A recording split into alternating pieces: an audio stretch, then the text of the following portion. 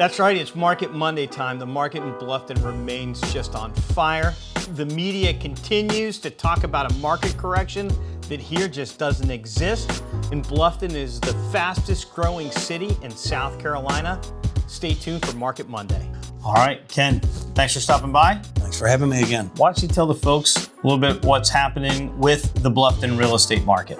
The Bluffton real estate market is still good. It's still strong.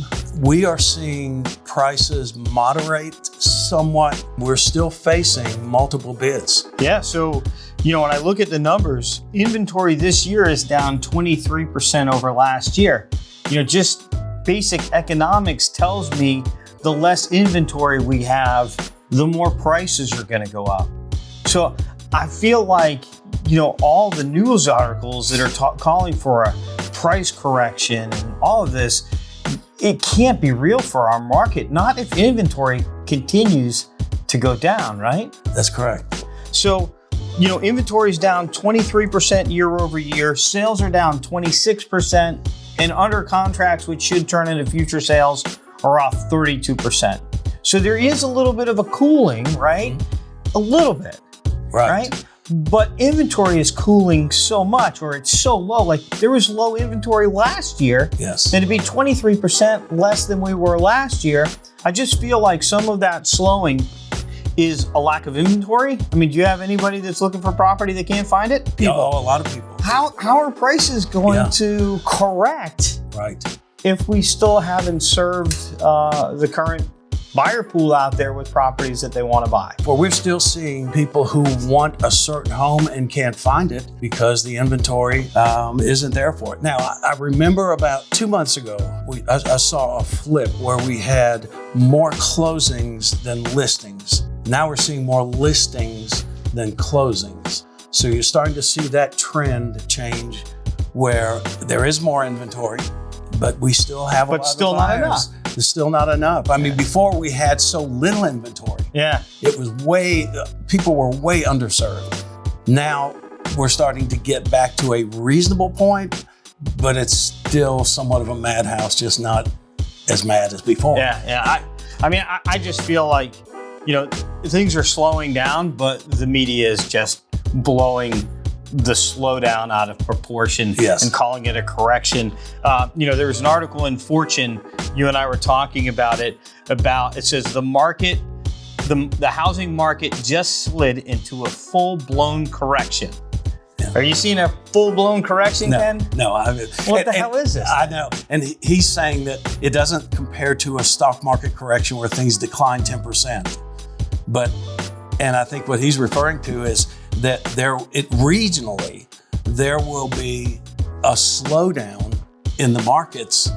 I still don't see our market slowing. Sure. I mean, I see it moderating. Sure. But the demand is still there. Yeah. These forecasts are like getting up in the morning, in February and deciding what you're going to wear based on the national weather forecast, right? Like it's so local. That's all that matters, right? What your local market is doing. And what this comes down to is this guy is saying that on average across the United States, prices are only going to go up 6% next year, 5.9%. Right. But his prediction is that inflation is going to be 8%. So that's a net loss of 2%. And that's his definition of a correction. That's his definition of a correction. Right. Yeah. Yes. The media needs excitement. Oh. Right? What do you think? How about you make a prediction? What do you think prices are going to do in Bluffton this year? Oh, I think they went prices up. They're up 38% year over year right now. Yes. So as we talk today, they're up 38% from this point last year. I think they'll moderate, but I still think we're going to be double digits. And think we'll hit 20? Based on the demand I'm seeing right now. Yeah. I think we could still see a 20% increase in home prices. I think that's reasonable based on what I'm seeing as well. I think something in the low 20s right now in Bluffton, I think is reasonable. And one of those reasons is, there's low inventory, but it's all about demand. And I don't know if you saw the article in the Island Packet, but the Island Packet just came out with a list of the fastest growing cities in South Carolina, and Bluffton tops the list. Fastest growing city in South Carolina. Doesn't surprise me. Yeah. I mean, we have developers looking for land every day, and they can't build homes fast enough, and they're finding properties. Sometimes they can't find property in Bluffton. They're going out to Okatee. They're going to Beaufort. Well, the same article says that the fastest growing municipality in South Carolina is Hardyville. So that's part of that sprawl, right? That's where Sun City is, and 55 plus communities. Yeah. And now in That Hardyville. Margaritaville place I hear that people are buying. That's a wild place, I heard. Yeah. They've got a waiting list out there. Yeah, they do. They Yeah. do. Maybe you and I ought to go out there and have a happy hour one day. Let's do it, man. Let's join them. Let's do it. Do you have a second to stick around for a mailbag question? I do. This one's a little bit controversial, and it's great, the timing of this, right? Because this is about a community that you live in, right? So Bastian asks, why such a huge increase in the initiation fee at Belfair? And he goes on to say, they've seen increases in some of the other communities, but they've also seen some communities keep their prices relatively low, their initiation fee and their POA fee. So what say you, Ken, about Belfair significantly increasing their initiation fee? They are saying that it's going towards capital expenditures that we spent money on before, improving amenities, but also to have a reserve fund. There's a balance. How much is it? It's $70,000 now. And how does that compare to Berkeley Hall and Colleton?